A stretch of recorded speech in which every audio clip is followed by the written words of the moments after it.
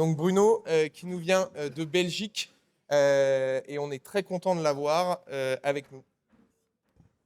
Ok, bonjour à tous. Et moi, je suis Bruno. Moi, je suis professeur en Belgique dans la partie néerlandophone. Et je m'excuse parce que si quelqu'un parle le néerlandais et ça mélange avec le français, c'est pas toujours très clair. Donc, je m'excuse déjà pour fatiguer votre cerveau un peu plus à cette heure de midi.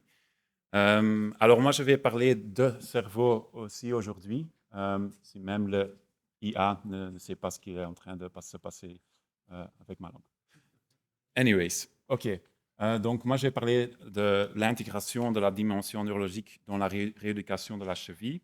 Et j'ai deux objectifs. D'abord, c'est vous convaincre qu'il y a en fait des changements au niveau de cerveau et cognition chez les patients qui ont un risque de blessure pour la cheville, en entorse de cheville, mais aussi dans la population avec l'instabilité chronique de la cheville, mais aussi dans les populations qui ont une entorse de la cheville plus acute. Et après, je vais aussi montrer quelques stratégies pour intégrer ou ajouter dans votre réhabilitation. Donc, on veut... Ah, je suis en train de changer votre présentation. Que tu fasses, ouais. Oui, bon, je vais faire comme ça. Alors, on commence avec le risque de blessure de la cheville et le rôle du cerveau. Et pour ça, on a parlé déjà un peu. On doit intuitivement comprendre l'importance du couplement de perception visuelle et action. Et on sait s'il y a un problème au niveau du couplement perception-action. Pour la performance, ça peut avoir des conséquences catastrophiques. Donc, la question qu'on avait, c'était est-ce qu'il y a aussi euh, est-ce qu'il y a aussi des erreurs neurocognitives qui peuvent augmenter en fait le risque de blessure? Et on a déjà parlé de ça ce matin dans la présentation de Dr. Olmo. Mais la réponse est oui, les erreurs neurocognitives peuvent augmenter le risque de blessure de cheville. Et vous voyez ici un joueur de basket, le défenseur, il veut réagir euh, à l'attaquant, mais il ne sait pas réagir suffisamment. Donc, ça veut dire que dans ce cas-ci, il suffit un entorse de la cheville. Mais ce n'est pas seulement dans le cas des défenseurs, c'est aussi dans le cas des attaquants et dans des autres sports. Donc, on voit souvent les erreurs ou neurocognitifs qui peuvent en fait augmenter le risque de blessure. On voit ça aussi, et c'est un papier récemment. On a parlé beaucoup de ce papier ce matin. Et on voit que pour les entorses de cheville sans contact, presque 60% dans cet article, et il n'y avait pas beaucoup de cas, bien sûr, mais 60% des cas étaient à cause d'une erreur neurocognitive. Et la plus grande catégorie d'erreurs neurocognitives étaient les erreurs attentielles. Donc, ça veut dire que l'attention du joueur se déplaçait vers l'extérieur, vers le ballon, vers l'adversaire, au détriment de la mécanique d'atterrissage ou la mécanique de le changement de direction. L'autre grande catégorie qu'on a vue dans cet article, c'est en fait les erreurs d'inhibition de réponse motrice. Donc, pensez à le défenseur qui ne sait pas bien inhiber son mouvement qui a commencé.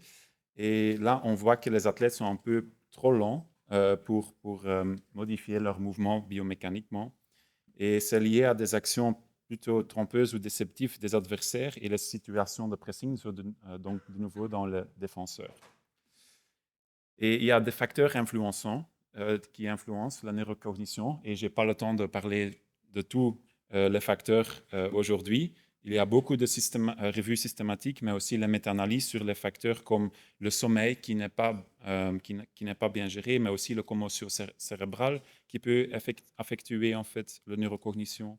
Aussi le stress psychologique très grave pendant les matchs, pendant l'entraînement, ou des joueurs qui ont un niveau de base de neurocognition très faible. Ça peut tout influencer, mais aussi augmenter le risque de blessure en général. Donc, pour le faire un peu plus facilement, si la neurocognition fonctionne sous-optimal, ça veut dire qu'on n'a plus de risque de blessure sportive et aussi d'avoir des entorses de la cheville. Alors, la seconde question, c'est est-ce qu'il y a des différences cérébrales chez les populations souffrant de blessures ligamentaires de la cheville? Et pour ça, on commence toujours avec l'hypothèse qui a été repostulée en 2015 Et si on commence avec la rupture ligamentaire tout en haut, on a trois majeurs pathways qu'on peut explorer. C'est en fait la perturbation des mécanorécepteurs des ligaments, l'instabilité mécanique et aussi la douleur. Je ne vais pas parler de douleur aujourd'hui. Mais si on voit la disruption de cette mécanorécepteur, ça veut dire que l'information qui part de la cheville est différemment ou est perturbée qui voyage juste au cerveau. Donc on a une perte de feedback afférente. Si on voit l'instabilité mécanique, on voit qu'on a des mouvements excessifs subnormaux. Donc ça veut dire qu'on a aussi une modification du feedback afférent et ça donne une réorganisation du système neurologique central. Mais ça n'arrête pas juste là. On a aussi des différences en des fonctions motrices, donc le système efférent qui change, et pas seulement au niveau des réflexes, mais aussi des altérations des mouvements volontaires. Donc, en résumé, c'est une modification du contrôle moteur en, en, en tout. Mais si vous voyez bien, il y a encore une petite flèche qui arrive juste à la modification du feedback afférent. Donc, c'est un cercle vicieux qui se passe parce que si on bouge toujours dans une façon différente, ça veut dire que l'athlète va répéter et répéter ce mouvement et ça peut aussi contribuer à des complets plus long terme. Donc, donc ça, c'était l'hypothèse. Notre étudiant doctorant a fait un grand revue systématique sur le cerveau fonctionne-t-il différemment chez les patients avec une entorse de cheville, mais aussi des patients avec l'instabilité chronique de cheville. Et si on voit la zone vert, c'est le cortex somatosenseur. On voit en fait que l'hypothèse est confirmée qu'on a une perte d'information, mais aussi une information altérée à ce niveau-là. Si on voit la zone bleue, c'est le cortex moteur, mais aussi le cortex moteur supplémentaire. On voit qu'il y a aussi, c'est plus difficile pour le cerveau pour générer des commandes pour des muscles autour de la cheville, comme les fibulaires, par exemple, le tibialis antérieur, etc. Mais on a aussi trouvé des autres parts qui étaient très intéressantes, comme ici la zone rose, ici. Et ça, c'est associé avec le peur, aussi avec l'avoidance coping. Donc, les gens, ils avaient peur de faire le retour au sport, mais aussi dans la réhabilitation, ils ne voulaient pas faire trop de grandes choses ou des exercices très durs. Et aussi notre petit cerveau, donc le zone vert-gris, ça dépend si vous êtes un peu aveugle pour la couleur. Pour moi, c'est gris. Donc, le cérébellum on voit aussi des changements au niveau de structure, donc la matière gris et la matière blanc, qu'on voit que c'est différent et c'est aussi une difficulté pour des personnes pour en fait transmettre les informations d'une partie de du cerveau à l'autre partie. Et la dernière partie, c'est la partie jaune, c'est le cortex visuel. On voit que c'est plus actif et les gens qui ont des entorses de la cheville ou de l'instabilité chronique de la cheville utilisent beaucoup plus leur système visuel pour en fait se réadresser et pour maintenir leur balance ou faire des mouvements. Donc, on voit beaucoup de changements au niveau du cerveau. Si vous êtes intéressé, je fais la recommandation pour lire le papier. Alors, on a parlé de différences neurocognitives et au niveau du risque de blessure, mais est-ce qu'il y a aussi des différences neurocognitives chez les patients qui ont des entorses de la cheville, mais aussi des patients d'instabilité chronique? Et la réponse est de nouveau oui. On a plein de littérature, souvent fait devant un ordinateur et sur une jambe, mais on sait tous que les athlètes ou les personnes sportives ne se balancent pas sur une jambe si beaucoup sur le terrain. Donc, notre objectif dans notre labo, c'était aussi de créer quelques tests neurocognitifs fonctionnels. Nous, on a créé en fait le test tout à gauche pour vous. C'est le Reactive Balance Test. Et puis, il y a des groupes d'Américains qui ont développé le Neurocognitive Hop Test. Donc, il faut faire un saut avec une jambe et réagir aux lumières. Et puis, le test de Brice ou l'exercice de Brice, vous avez déjà vu, le Square Hop Test avec les petites lumières. C'est très dangereux pour la lumière. Ce n'est pas très sustainable, on disait en anglais. OK, donc on a développé ce test et c'est quoi le but? On doit réagir aux lumières qui est tout devant et il doit éteindre la lumière si vite possible et si correct possible, donc sans des erreurs balance, sans des erreurs cognitives.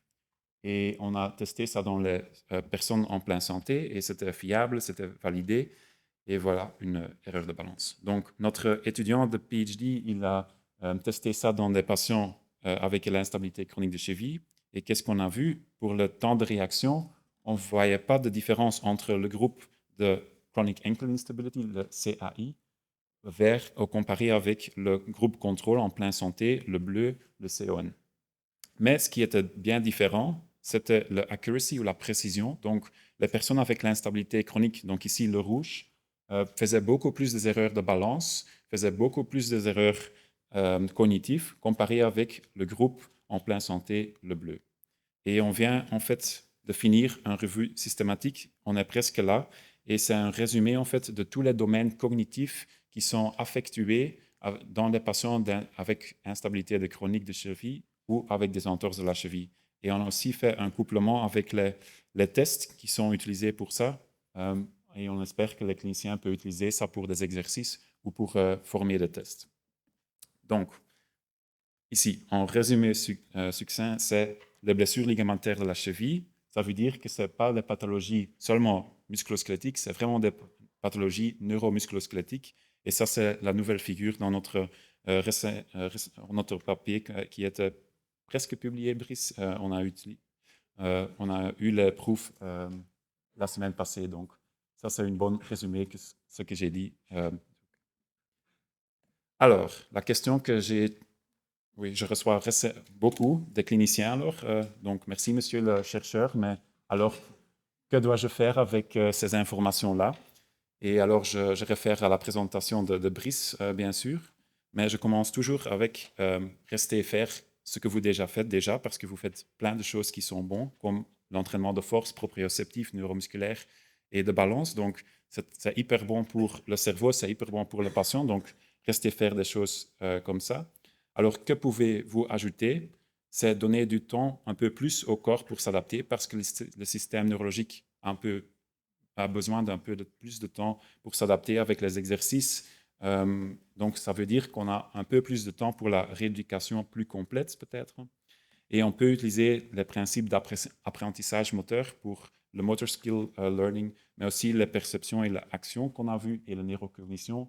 Mais on ne peut pas oublier les facteurs psychologiques comme le peur ou le avoidance coping. Alors, on a parlé de cortex moteur qui était inhibé et aussi les muscles de la cheville qui étaient inhibés. Donc, on peut faire beaucoup de choses dans le stadium aigu et aussi le sub-aigu stade. Et vous voyez ici, on peut mettre la glace dans le stade aigu pour en fait résoudre l'inhibition musculaire d'origine centrale, mais ça ne va pas résoudre tout. Cette inhibition, ça peut être on peut ajouter ça au traitement et on a beaucoup de choses comme ça, comme les exercices plus excentriques. Le blood flow restriction, on a des bonnes études et tout ça. Donc, prenez une photo parce que je n'ai pas le temps pour parler de toutes ces interventions. Alors, pour la dernière partie de ma présentation, je vais me concentrer sur la perception, action et la neurocognition, ce qu'on peut faire. Et le système qu'on peut utiliser pour ça, c'est le système de lumière ALEDs. On a des choses plus chères, on a des choses au moins chères. Et juste pour donner une idée, comment ça peut être dans la pratique. Donc, le jour 1, c'est à droite, et le jour 5, ça va déjà beaucoup mieux. Et on peut faire beaucoup de variations. Si on n'a pas beaucoup d'espace, il n'y a pas de problème. Si on a un peu plus d'espace, on peut faire des trucs plus fonctionnels et plus grands, comme des exercices comme ça. OK. Et puis, c'est une chose pas très nouvelle, mais c'est quelque chose qui est en train de développer et qui peut-être va devenir un ajoutement dans notre pratique dans la future, dans quelques années.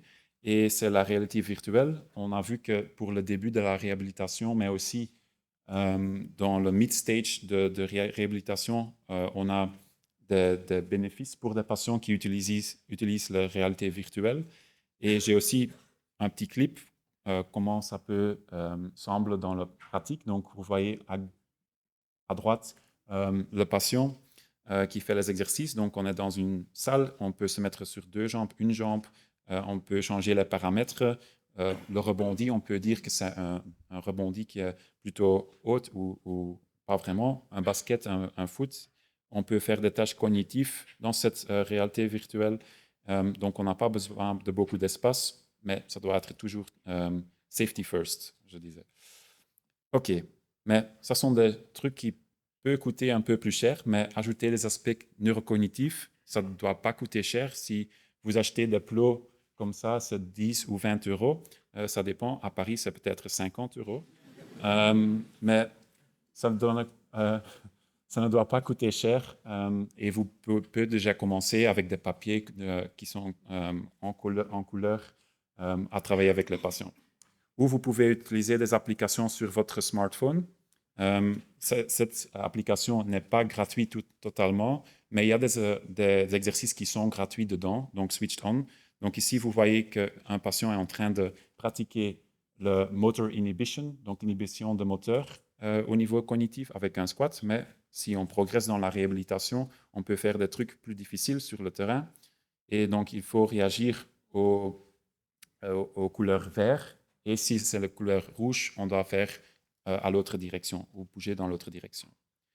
Et pour finir ou pour conclure, alors c'est hyper important de respecter le contexte et la validité externe parce que ça peut être cool et chouette pour TikTok ou pour Instagram de faire des exercices pareils, mais on doit toujours savoir où est-ce qu'on va avec l'athlète. Donc, s'ils ont besoin de plus de mouvements, on doit vraiment entraîner ça avec eux sur le terrain, si c'est possible. Et peut-être qu'on doit abandonner la lumière et tous les trucs pareils parce qu'on doit intégrer peut-être la tête au niveau d'entraînement et au niveau de match avec les préparateurs physiques, etc. Donc, si les messages clés pour aujourd'hui, j'en ai 3. Donc, le cerveau peut augmenter le risque de blessures ligamentaires de la cheville chez les sportifs. Aussi que les blessures ligamentaires de la cheville sont des pathologies neuromusculo-squelettiques et que les stratégies centrées sur le cerveau pourraient être un supplément essentiel à la prévention et la réhabilitation. Donc, je veux bien remercier mes collègues et aussi pour l'organisation pour m'inviter aujourd'hui et aussi pour l'opportunité de pratiquer mon français.